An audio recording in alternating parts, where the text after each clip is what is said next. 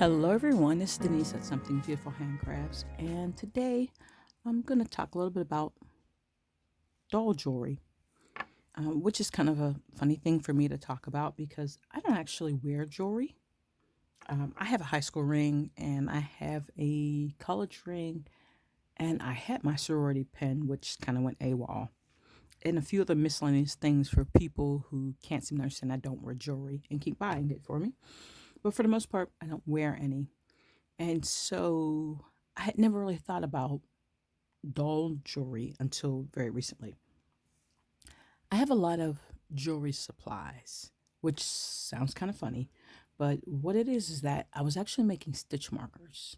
So if you've seen some of my fiber videos, you might remember that I made a lot of stitch markers for some time, which is kind of funny too, because I almost never use stitch markers when I'm knitting. It's terrible.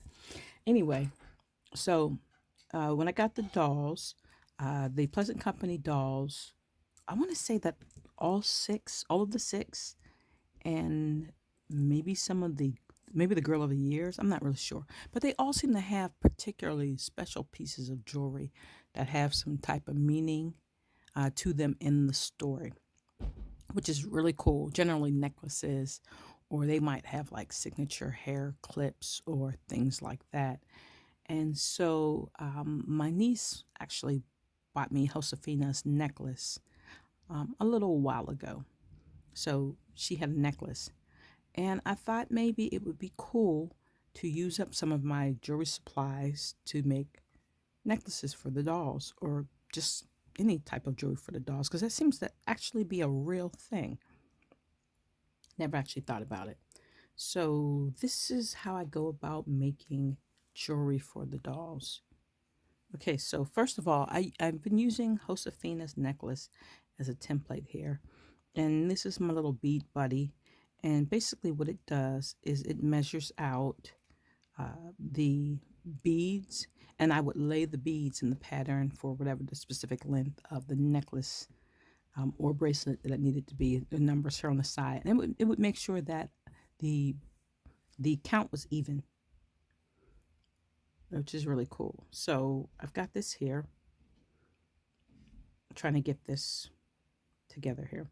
Okay, so this looks like this necklace is about 7 inches. That's good enough. This hangs just slightly below the neckline, so 7 inches or any approximation is about right. Then I have this chain here, and this is just some basic chain I got from Walmart. You can get this chain anywhere. It doesn't have to be anything special unless you know your particular aim is to make like high value jewelry for the dolls.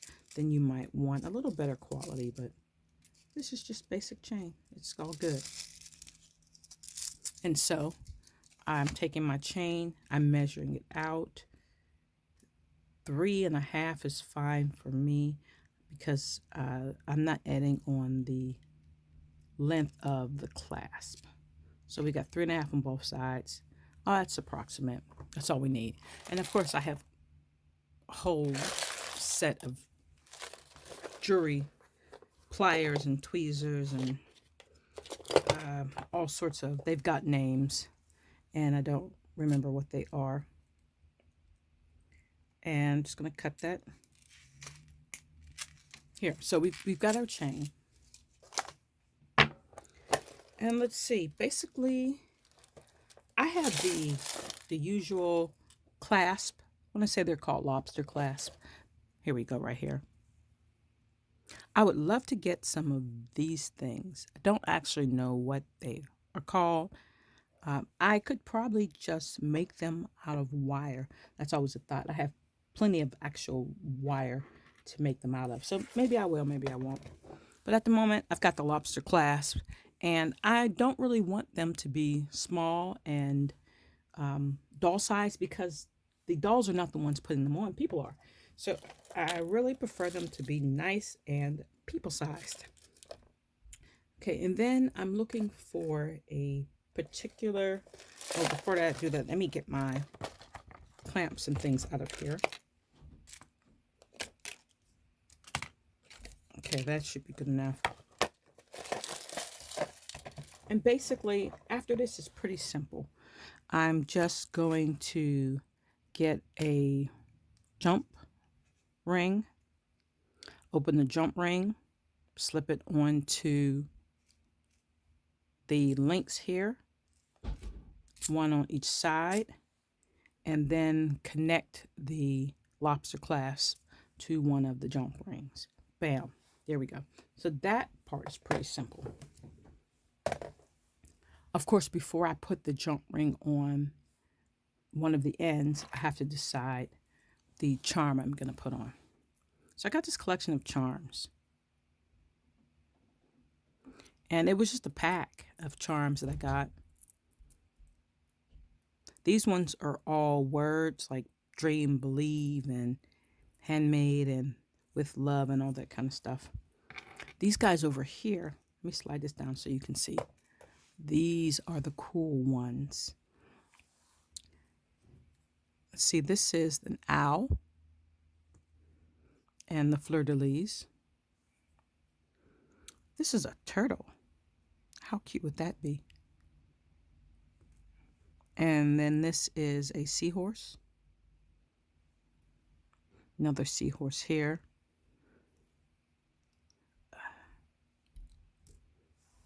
Okay, let's see.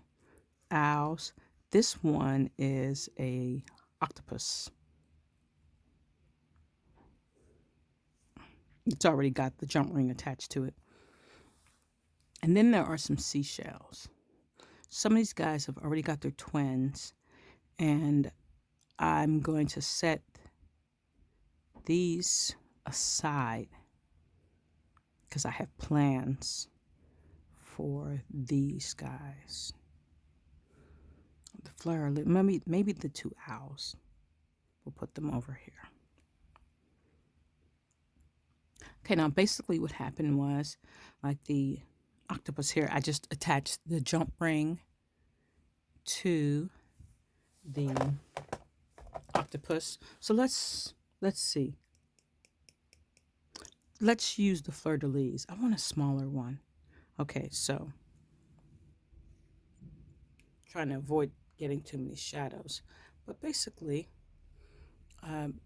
you're supposed to open jump rings sideways, not pull them apart, but turn them sideways. This guy's been open already. And it's just as simple as sliding right onto the jump ring, closing it again with that same twisting motion. Making sure you didn't deform the ring any so that there's no gap.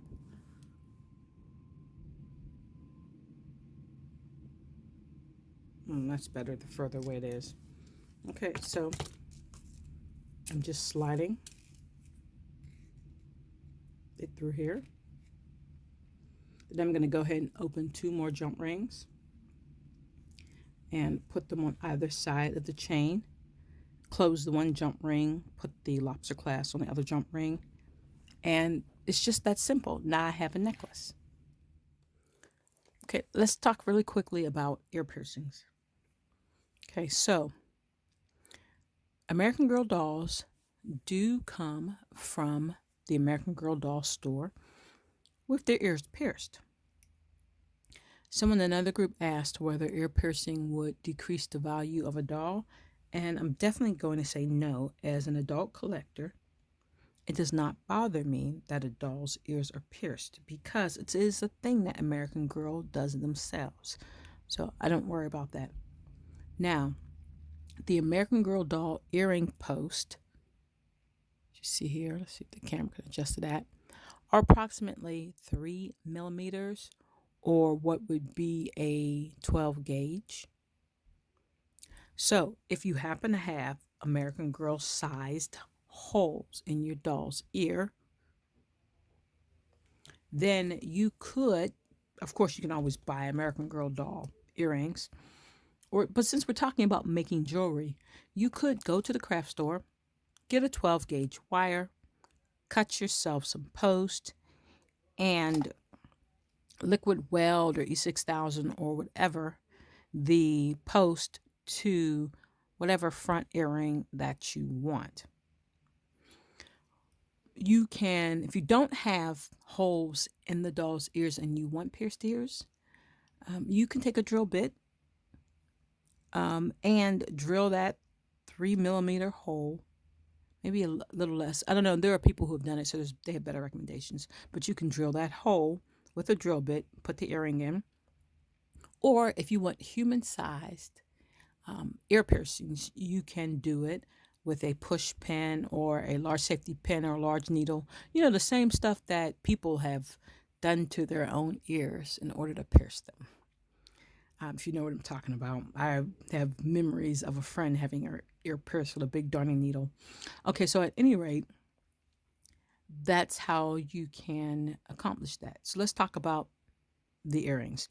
If you already have a post, which I have 2 dolls that have pierced ears, so I already have a post, I'm just going to make dangles, basically. So what I'm looking for is a charm where either this post will fit into the charm, which this one doesn't. And if the post does not fit into the charm, then I am going to do the same thing I would with any other charm. Now, oh, here it is. I was going to say it escaped me in that little bit of time. But here's my little bitty jump ring. And I could get them smaller. And I'm not really sure if you're going to be able to see any of that. But let's say that I want the seashells, maybe for Kanani or somebody. Or, I mean, whoever wants can have seashells. Well, no, not anybody, because I only have 2 dolls with pierced ears. So it's either going to be Isabella or number 46. And I'm just closing that again. Okay, so here we go. And depending on how far down the ear I want it to dangle, then I slip the post in. And see, this star is holding it. And I'm going to put it into her ear.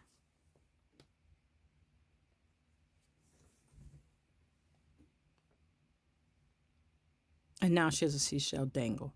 Now, of course, depending on how far away from the ear I want it to dangle, I would just add more of these jump rings. And of course, it would dangle further. So since I have the post right here, I can make as many type dangle earrings as I want and attach them to the post. If you are going to make your own post, then you can put whatever point you want on the dangle. For instance, I have these guys. They're just little ballies at the end. And basically, I would slide the dangles, whatever I wanted, onto there. And they would act as posts where the dangles would go onto.